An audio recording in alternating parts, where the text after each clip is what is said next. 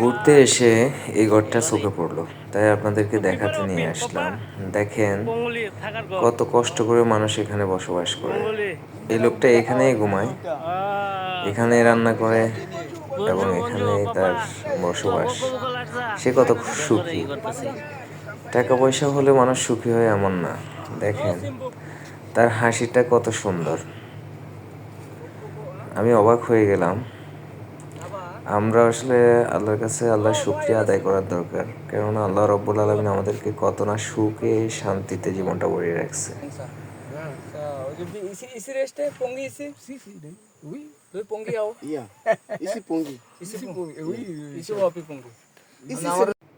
এটা হচ্ছে তার ঘর, সে এখানে ঘুমায়, এখানে খায়, এখানে তার সব কিছু। তো একটা মানুষ কিভাবে এখানে থাকতে পারে বন্ধুরা, আপনারাই বলেন। আমরা কঙ্গোতে আছি। কঙ্গো আপনারা জানেন পৃথিবীর তালিকাভুক্ত গরিব দেশের ভিতরে একটি। এ দেশের জীবনযাত্রা খুবই নিম্নমানের। এখানকার মানুষ খুবই কষ্ট করে এবং এটা আমার কাছে খুবই